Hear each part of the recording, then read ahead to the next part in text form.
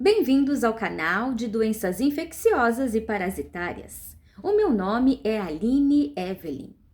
Dando continuidade ao tema de guerra biológica, hoje eu falarei sobre a peste. Popularmente, a peste é conhecida como peste negra. Essa doença ela é causada por uma bactéria, a Yersinia pestis. Essa bactéria ela está presente em pulgas em roedores, pulgas presentes em roedores. Trata-se da bactéria Yersinia pestis. Há relatos de que a peste ela teria dizimado, destruído cerca de 60%, cerca de 2/3 da população da Europa. Isso na Idade Média. De 1345 a 1350 foram reportados o maior número de mortes na região. Acredita-se que a grande propagação dessa doença no continente europeu deveu-se às condições precárias de higiene. Era um local que na época não havia água encanada, não havia rede de esgoto, coleta de lixo então nem se fala. Pelo contrário, de acordo com estudos, moradores eles jogavam fezes pelas janelas. Imagina a porquice que ficava naquela região. Esse ambiente era propício para o acúmulo de roedores. E estes roedores, eles possuíam a pulga transmissora da bactéria, transmitindo a doença, a peste. De acordo com estudos, esta doença ela teria se originado na China e na Mongólia.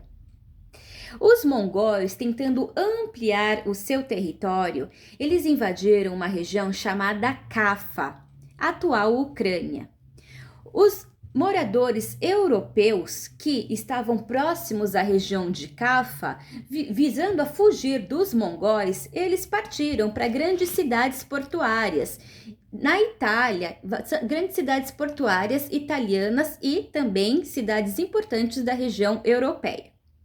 Também rotas marítimas que visavam levar produtos da região da China, da Mongólia até a Europa. Esses produtos eram levados em navios. Só que o porão desses navios, imagina, estava lotado de roedores. E por azar, esses roedores, eles possuíam a pulga que na pulga ela abrigava essa bactéria, a Yersinia pestis. Imagine o caos. Muitas vezes, quando esses navios eles chegavam na Europa, havia uma grande quantidade de pessoas mortas. Como que é a transmissão dessa doença? Isso depende muito da forma clínica da doença. Há 3 formas clínicas descritas na literatura médica. A peste bubônica, também chamada de peste negra, a peste pneumônica e a peste septicêmica. A peste bubônica, ela é responsável pela maioria dos casos, chamada de peste negra.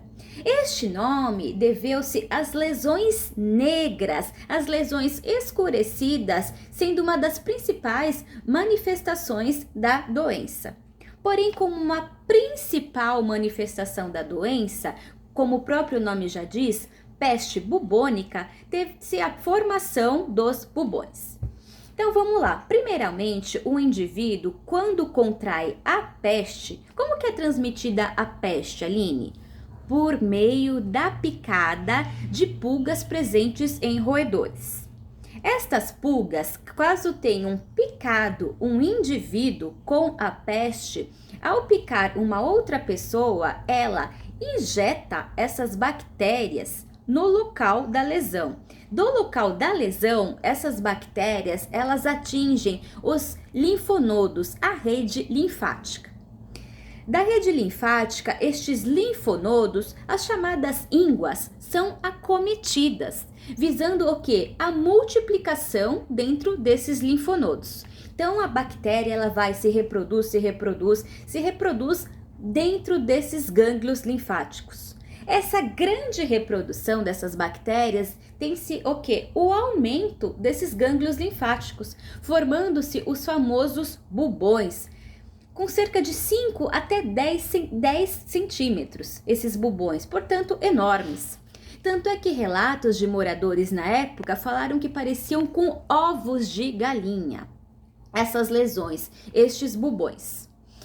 Como manifestações também iniciais, tinham-se a febre alta, a cefaleia intensa, que é a dor de cabeça, a oligúria, que é a pouca produção da urina, e também a sede intensa. A doença, ela também apresenta uma outra forma clínica, como foi dito, a forma pneumônica. Na forma pneumônica, tem-se o acometimento do sistema respiratório. A pessoa, ela apresenta uma expectoração, ou seja, uma saída de catarro, pode ser aquoso, de característica aquosa, esse catarro pode ser espumoso e também pode ser sanguinolento. A pessoa, ela também apresenta um grande desconforto respiratório. Há também a forma septicêmica, no caso tem-se a sepse, que é uma inflamação generalizada, quando o corpo ele cria uma reação inflamatória intensa, exacerbada, visando a destruição da bactéria. Nessa forma, na forma septicêmica, a pessoa ela apresenta queda da pressão arterial, visando o que? A irrigação do corpo, o bombeamento sanguíneo devido à queda da pressão. O que acontece? O coração ele tende a trabalhar mais, a bombear mais, visando que todas as regiões corpóreas elas sejam irrigadas, portanto tem-se a taquicardia. Há também um sangramento intenso.